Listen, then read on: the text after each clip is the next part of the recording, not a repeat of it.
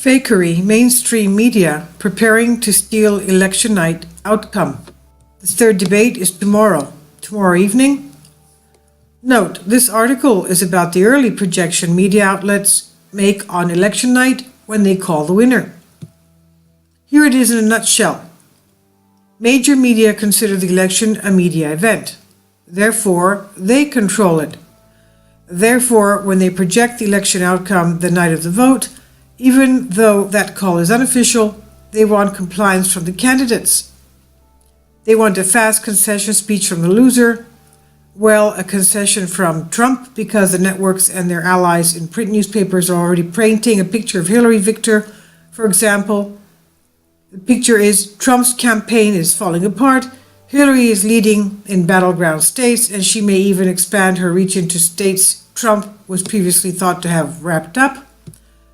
On Meet the Press Sunday, Mike Pence was asked point blank, "If you lose on election night, will you and Donald concede?" And Pence said yes.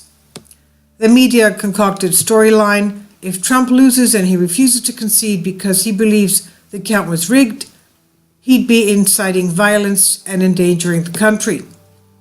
Of course, the networks calling the election victory is unofficial. It's all happening in a bubble.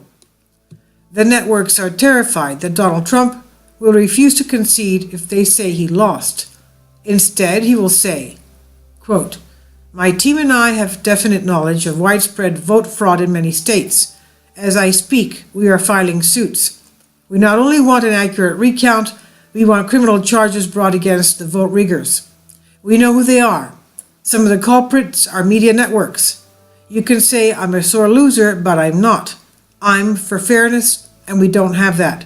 We're going all the way with our accusations and our facts. All along, I've been saying the system is corrupt. Now we're going to prove that." End quote. The media could then be accused of direct complicity in stealing the election. So how do the networks decide who wins an election? Buckle up. Here is a concise description from Wikipedia. Notice that the media are basically getting their vote info from themselves. Quote, "The National Election Pool, NEP, is a consortium of American news organizations formed in 2003 to provide information on election night about the vote count, election analysis, and election projections.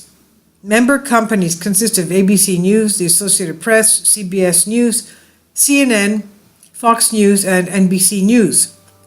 The organization relies on the Associated Press to perform vote tabulations and contracted with Edison Research and Mitofsky International to make projections and provide exit polls analysis.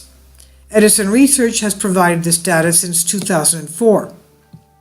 The precursor was Voter News Service, which was disbanded in 2003 after controversies over the 2000 and 2002 election results. The NEP plan is largely the suggestion of CNN, which used Edison Mitofsky as consultants in the past. Mitofsky headed the original pool that preceded VNS. The organizers of the pool insist that the purpose of their quick collection of exit poll data is not to determine if an election is flawed, but rather to project winners of the races. Despite past problems, they note that none of their members has incorrectly called a winner since the current system was put in place. However, to avoid the premature leaking of data, collection is now done in a quarantine room and at an undisclosed location in New York. All participants are stripped of outside communication devices until it is time for information to be released officially." End quote. Doesn't that warm the cockles of your heart and give you great confidence? Back in 2012, I wrote this about Edison Research and Mitofsky. Quote, "Both Edison Research and Mitofsky were involved in the 2004 election scandal, Kerry Bush, in which their exit polls confounded network news anchors because the poll results were so far off from the incoming vote counts. Edison and Mitofsky issued a later report explaining how the disparity could have occurred. They tried to validate their own exit poll data and the vote count, which was like explaining a sudden shift in ocean tides by saying clouds covered the moon. It made no sense." End quote. But wait, even though media giants are getting their election night info from themselves, they must be basing that info on actual vote counts in the 50 states, as reported by the Secretaries of States, right? Read the last two paragraphs again. The exit polls differ greatly from the vote counts. And remember, if widespread electronic vote fraud occurs on election night, used across the US in 25% of the vote, read my previous piece on the crooked GMS vote tabulating system, used across US in 25% of the vote, the early projection of the presidential winner will serve to cut off any doubt about or investigation into the veracity of the GEMS systems. Well, there it is, America. All networks are now projecting the winner.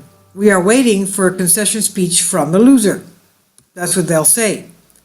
Between now and election night, expect pressure to build on Donald Trump to concede if and when he loses. In our American democracy, a peaceful transition from one president to the next is the hallmark of our stability. If Donald Trump refuses to play by the rules, he is a clear and present danger. Trump goes on national television, refuses to concede. Instead, he calls the vote count a criminal act and has his lawyers file numerous suits. Then, precisely timed, George Soros-funded riots break out in key cities. Amid the destruction, the media blame Donald Trump for the violence. It's all his fault. He's a great divider. Lifted by strong arms from her wheelchair, pumped up by God knows what drugs, Hillary Clinton walks out on stage in a large hall before screaming, adoring fans, and with eyes glowing and a huge smile pasted on her face, gives a speech about a new America and a new era in America, and how she will heal wounds and help restore unity and opportunity for all. So, this is by the Daily Sheeple. I'll leave a link below for you for this.